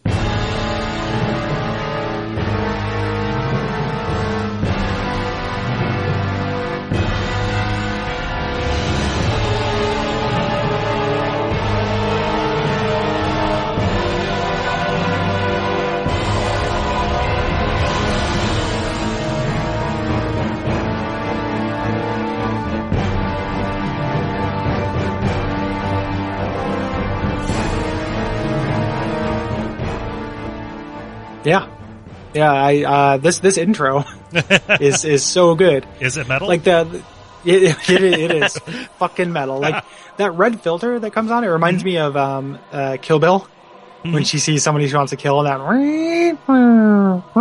that siren comes on, and then the red filter comes on. But this whole, like, what I immediately thought of when I saw The Last Giant was that bit in the Design Works book where it's like where he's rejecting the design for the undead dragon. Where he's like, where is the sadness and dignity? Yeah. To this boss. And this boss has tons of sadness and dignity. Like, it is just a tragic figure in every part of it. Yeah. The sound, like the way it screams, the way it like kind of tears itself loose from all this thing, all the like human-sized weapons sticking out of it. Yeah. It personifies this kind of sad dignity. Right. And even beyond that, when you read the description of his soul, he desperately wants rest. He wants to die. Like, he is in suffering, but he has this soul that is so powerful that it, that it forbids him from getting any kind of like respite. So he is probably, he probably wants you to kill him. Yeah. Yeah. But also is not gonna go down without a fight. As far as the stuff, like he still, hates you. And it is a first boss fight. Like it is an easy first boss fight. There's not too much to it as, mechanically to it, but that's, you're seeing this thing right, at the edge of its power, at the end of its power. And one of the things I love about Dark Souls 2 is that there are more boss fights, and there are several of them that feel like on first blush are too easy. But many of those that feel like they're too easy have something that comes later that recontextualizes them. And this is the first of those, and that makes me very happy. Like when that happened, I was like, "Oh, yeah, okay." Like that how he stands in contrast to this. Okay. And that's I will comment on it every time I've noticed it, but it just keeps coming up. Yeah. And it's so cool. Like these things don't exist in a vacuum; they are gameplay reflections of later things or other things in the series. Right. It might seem simple at first blush, but it actually, if you consider it next to something else, it is more complicated. Speaking in as vague a term as possible, do you believe that he is the thing from later, having fallen onto that column? Yeah. Okay. That's my take. That my take too. Yeah. So, agree, disagree, people who know. Let us know without spoiling it for CJ. Thank you. I think that a lot of Souls imagery can resonate with things from childhood for me. Like I've mentioned before that I'm a really big fan of Harryhausen, and there's a lot that touches on that throughout the games. But there's something almost like a terrifying sock puppet about this creature, which and the way that it moves, almost like a pipe cleaner kind of way, and the point where it ripped its own arm off to try and sweep and swipe. I felt like applauding at that point. I was like, yeah, I like that. That's fantastic. It's a wonderful nightmare. Oh, definitely. And, there's something depraved about it. There's something, just the fact that it is wasted, like this. And, there is the question, and it's raised, but never quite resolved. They say that Vendrick started taking the souls of the giants and turning them into golems. And I was never quite clear if we're fighting the giants in their original form, if these are hollow forms of those things, or if we were fighting the golems that were kind of like left behind. I have no idea. I don't know if you're taking it to that, you could almost say that maybe these sort of twisted wooden forms are almost like the skeletal forms of whatever was bigger, or right. The giants themselves. I don't know. Like in the process of being treified. Yeah, and or almost like that sort of sock puppet type face as well. Almost seems like it's reversed in a way, almost like a face that's been pulled inside out. Right. So that could I don't know. Those faces. Yeah, I don't know. And kind of meaningfully, like at some point halfway through this fight, he rips his own arm off. He uses it as a club to reach you better, which is great. Yeah. Again, there's not too much to the actual mechanics part of it, but that happens, and it's an amazing set piece. It extends his reach, and it's also worth noting that you can target his legs. So they bring back the Demon Souls thing of hitting different areas of the enemy. As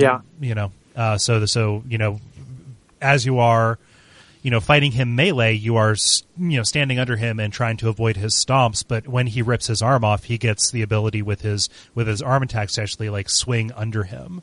So, it basically changes what you have to dodge, and also extends his reach, to a large extent. Yeah, it pushes you out of your comfort zone, which is, the point where you think you've got your in. Yeah. When he does that, it's like, come on. Yeah. So beating him, you get his soul, and you get the soldier's key. It's not the key for the door right outside, which you think it is. Right. That's the one we mentioned from the Iron Keep. But it does open up a couple of areas here that are at this point totally optional, but we're going to talk about anyway. Yeah. So you can get up on these kind of cliffside walls from that sword area and do the second boss fight in this area, the Pursuer.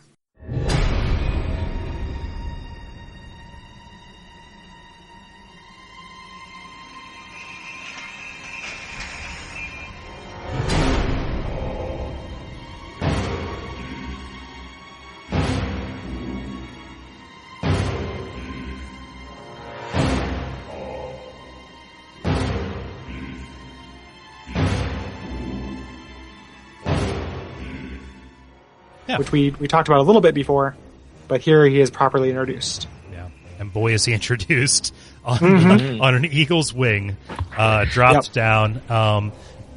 Pretty much a direct callback to the Red Eye Knights too. Like when he spots you, he goes full Cyclops, and very much you can tell he has clocked you. He's got a beat on you, and he is ready to come after you. Yep. This is such a good fight. Like there are lots of fights in this game that are like duels. I feel like FromSoft overheard me or other people say that Artorias was my favorite boss fight from Dark Souls 1 and made several fights that are like, if you get good at dodging and rolling through things, you can just kind of learn these patterns and do it. And like I can fight, like I fought Pursuer a bunch of times now, and I can do I can fight him without getting hit. Like I know all of his attacks, and it's just very satisfying. Just to fight him like as a swordsman. His kind of like his gimmickry, he floats around, he moves fairly quickly. He has this curse blade, that if he hits you with, it's unblockable and it will curse you. Curse, however, is much more merciful this time around. It just hollows you by 1 degree, as opposed to, outright killing you. Right. But, the gimmick for this fight is that there are 2 ballista, hanging out in his arena, that are difficult to hit him with as he moves around too much. So there's kind of 2 ways to do it. If you summon help, you can kind of kite him around and someone else can hit him with the ballista. Or the super cool speedrun trick is you run up to the first one, parry him, and then you can immediately hit him with a ballista and take off 99% of his health. So you can kill him in about 15 seconds. That's funny. In a number of the summon fights I've been in, it's other players that can be your worst enemy in this, because you can take a hit from those ballistas from them, can't you? Yeah. Yep. Yeah, you have to be careful. Yeah. It seems like everybody has a story about that going wrong for them. Yeah. I'll confess I didn't notice the ballistas on the first time I fought him.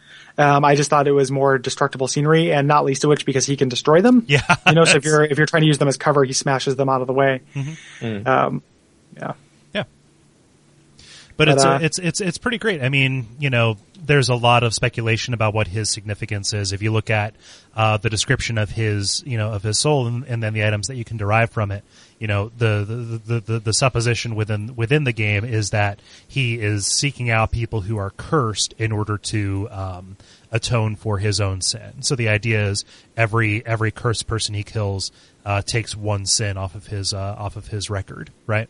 And he's pretty much like a bounty hunter through and through. Like he's loaded down with weapons. He's got quivers upon quivers. He actually kind of reminds me of Gilgamesh from the Final Fantasy games, just because of the arsenal that he carries around with him. I always thought of that as the arsenal he was taking from the people he killed. Oh, like trophies. Like since he doesn't use them. Yeah, that's what I thought of it as. Yeah, since he never uses them. Right. So he's sort of Melentia's pinata then, I guess. Yeah. Like, why, thank you, dearie. I can't wait for the the people to do the Melentia versus Pursuer fight. The guy who's doing those those Lordran. That's the point where she kicks in like a Yoda in those terrible recent Lucas sort of Star Wars things where she just sort of clicks around a little bit and then goes sort of full on ninja. Yeah. Thanks, George. Pulls out 2 moonlight blades. Yeah, that's the one where she'll actually pull out one of the twin blades and sort of go a bit Darth Maul. Hey, again, Peter Savanowitz. Yeah. Yeah. See, it all ties in. Wheels within wheels. Yeah. Yeah.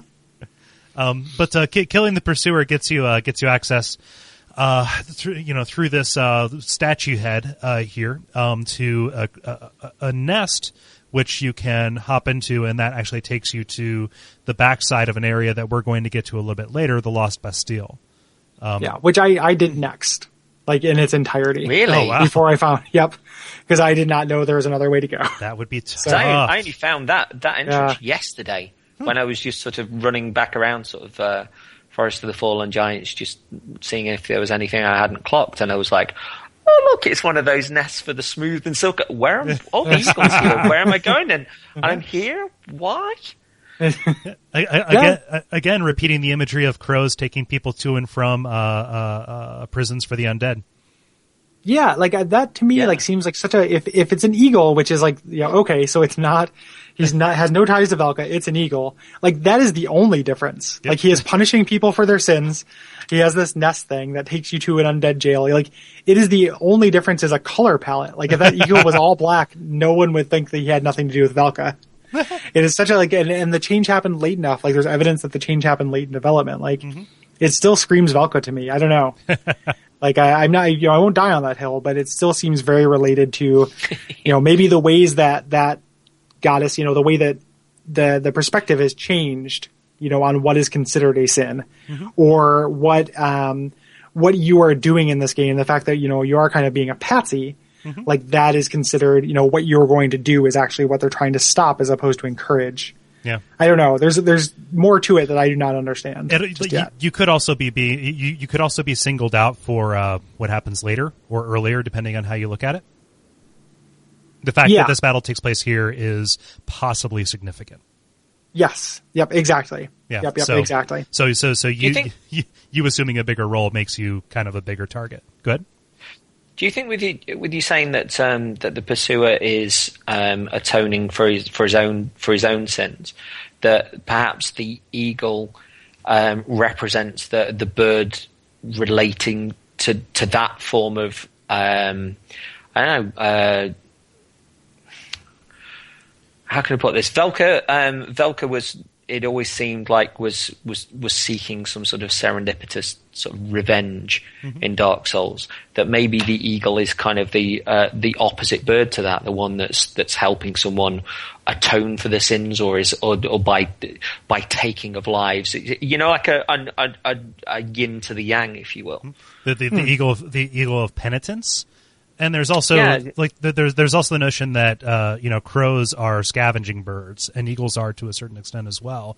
But like the eagle is more explicitly a bird of prey, which actually lines up with the pursuer as well. Better than the crow does.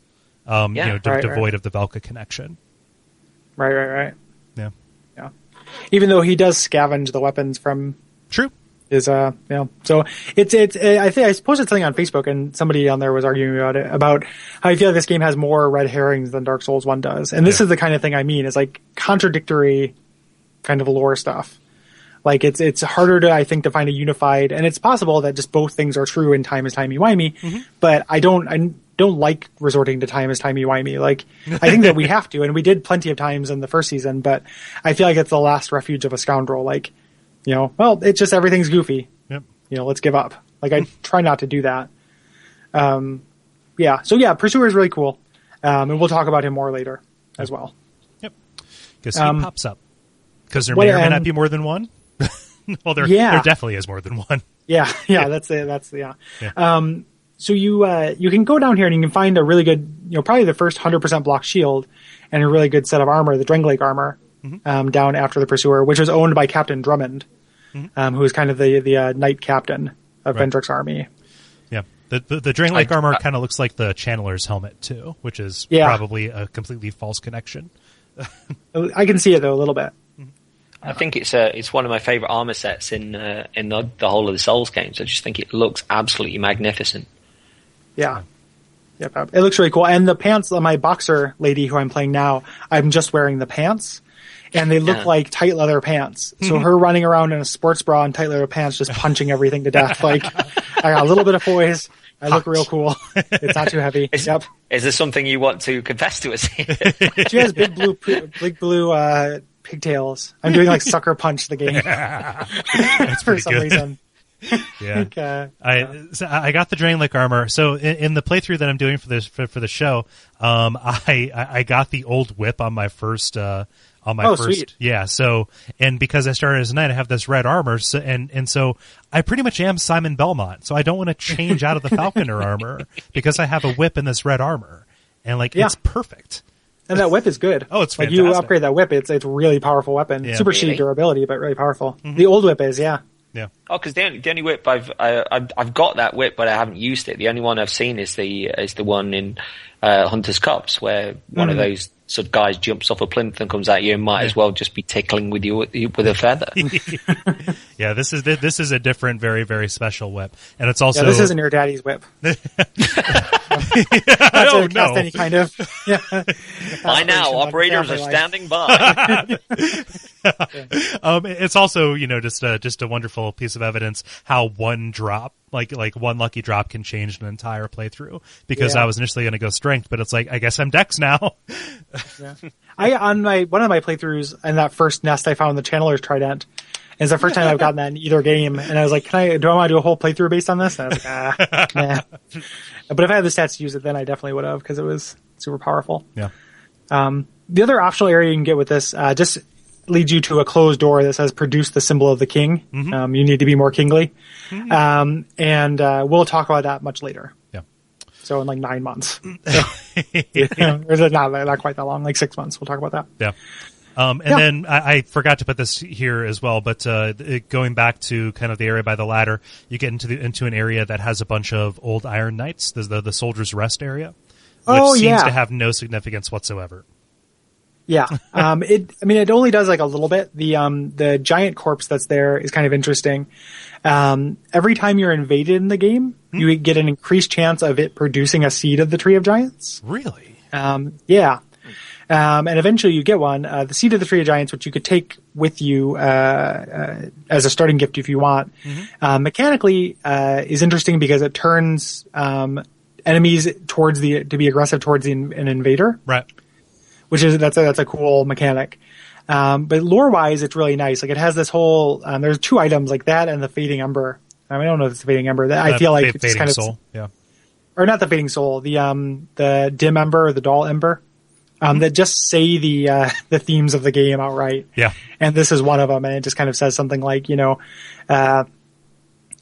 always tied to the cycle of life or something like that. If you have a handy, Cole, do you have that, in one moment? And then you can type without making a clatter like I can't. Yeah. If I look it up, it sounds like we're being bombed. So the description on the Sea of the Tree of Giants is when the giants fell, they grew into great trees. Death is not the end, for anything that has ever once lived remains a part of the great cycle of regeneration. But what of those outside the cycle? So straight up. And I noted that because I took the seed of the Tree of Giants as my first gift, and I was like, that actually just is the theme. So that's cool, I guess. And I can't find the description for the Dull Ember, but. The Dull Ember says something like it is perpetually on the brink of going out, but or maybe that's just its natural state. Right. Yeah, which is something like, maybe that's what's going on here. Like, we're not actually fighting against the dying of the light. Mm-hmm. We're just in a perpetual twilight, and that's what things are. Yeah. Wonderful. So yep. Very, very cool. And that's the Forest of the Fallen Giants. Yeah. It's a really good area. The Souls games continue their tradition of having like really excellently done, very layered intro areas. And like lots of shortcuts and double backs and it's big too. Like there's a lot to this. Yeah. I think like the Bolitarian Palace though, it's a fun area just to return to and play. And it's one of those as well that you always know a good game where even if you're not playing it, if you in the back of your mind that you could walk through it and you know every place to go, the enemies that you're coming up against, and without even having it on the screen at the time. I think that's always the sign of a strong piece of design and something that's really got its hooks in you.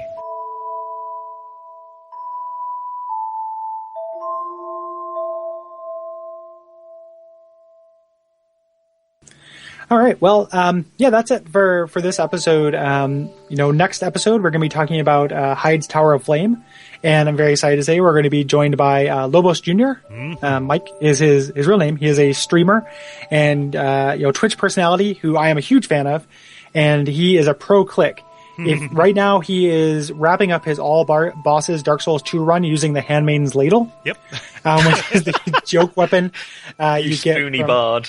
Yeah, it's incredible. Like there's all these YouTubes up where it's like killing the rotten with the Handmaiden's Ladle, killing the ancient dragon with the Handmaiden's Ladle. Like he is a testament to patience and strength of will in a way that is just very impressive to me. And he has done some of the most fun runs that I've seen.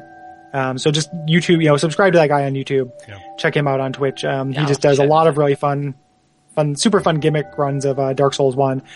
There's one where he modded it so he had infinite stamina but couldn't stop running. So you're sprinting the entire time, which makes it, that doesn't seem, it seems like, oh, that'd be great for a speed run until you realize it means you can't go down ladders because you're always pressing up. And he's done one where you have one stamina, so anything staggers you and you can't roll or block, things like that. Like he just does a lot of really interesting ways to kind of tweak the game. And, very, very fun to watch. And I'm really excited he decided to come on the show. So looking forward to that. Yeah, definitely. So by way of admin, CJ, where can people find you?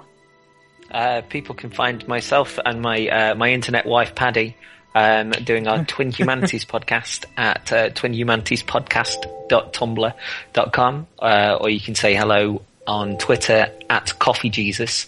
That's with a Z in the middle of the Jesus. Really honoured to be on again. Big fan of Bonfireside Chat, and also it's a constant thrill, I guess, that the community's so tight and so wonderfully woven together in Dark Souls in itself. So, I genuinely appreciate you having us on. And if there's anybody that's listening that fancies checking out our little podcast as well, come and say hello. Yeah, recommended. Very much recommended. It's always a wonderful time. Yeah, it's always fun to have you, CJ. Yeah. Thank you. Where can people find us, Cole? Well, we are on Duckfeed.tv, which is a network of a bunch of shows. If you would like to participate in the conversation, we are now taking responses for Heide's Tower of Flame and the Blue Cathedral. You can either do that at duckfeed.tv/contact, picking Bonfireside Chat from the drop-down menu, or check us out on Facebook at facebook.com/Bonfireside Chat. There is plenty of awesome stuff going on there, including our resident fan artist who is posting production stills and production videos from the upcoming Lego Dark Souls version that stars Gary and myself. Yeah, which is the singularly most flattering thing that's ever happened to me. Pretty much. Like it is that's so cool. I love those so much, Allison. Like that, I am such a big fan of that. Mm-hmm. Like that makes my week every time I see it. So yeah. Thank you so much. And they're also very, very cool. It's not just awesome because it's ego bucks. It is also just very, very cool. She's very talented. Yeah. And and you can go, if you go to duckfeed.tv, you can check out our other shows. Watch Out for Fireballs is kind of the flagship. If you like this show, I think you'll like that one. We talk about old games and kind of go through them a little bit more zoomed out than this, but still kind of taking a thoughtful examination of the entire product. Yeah. And if you want to get us with our ties loosened, putting our feet up, there's Abject Suffering. Which that's where we just go to chill out. Yeah, no, it's Duckfeed After Dark. Yeah. Just old reruns of Emmanuel. But we similarly we pick a game, but it's a bad game that people recommend, and then we proceed to not talk about it at all. for the most part. Yeah. For a pro click, if you're looking for a way to get into that, the Body Harvest episode has possibly one of my favorite, and Gary, you've said as well, moments from a podcast ever. Which we have a little excerpt up on the SoundCloud page in the snippet section, which is a pro click. Mm-hmm. Yeah, that's a good one to get started with. If you like video games, two other shows you should check out are The Level and Check It Out Comrade. The Level, a video games roundtable show, and Check It Out Comrade, a show about indie games that Kole and I do respectively, apart from one another. And if you like comedy, Kole currently has running Those Damn Ross Kids, which is a show he does with his brother, which kind of takes a weird news format and is very fun. And I have a bunch of shows in the archive of various kind of formats. Yes. That are all up on the site and archived in their glory. Yep. And worth checking out. And I swear to Christ, the Hexcrank article about Uninvited is like two-thirds of the way written. Dark Souls 2 took away all of my writing time, and now I'm getting back to a point where I can sit down and think thoughtfully about many ways to die. So yeah, and just in a final, like, speaking of writing, if you want to read writing by me, if you go to the yearbookoffice.com, I have articles there from time to time, and recently posted one. So if you want to check out some of my writing, you can find it there. Yeah, we are prolific motherfuckers. Indeed. Indeed. So to speak. To not mince words. So until next time, what can they do, Kole? They can check out Duckfeed.tv/tipjar and use the Amazon link. Oh, yeah. But, sure. No, don't worry. We gotta keep the lights on. Don't worry. Yeah. But additionally, what they can do next time is seek misery. Yep. So lest the land swallow you whole. Sorry to cut you off.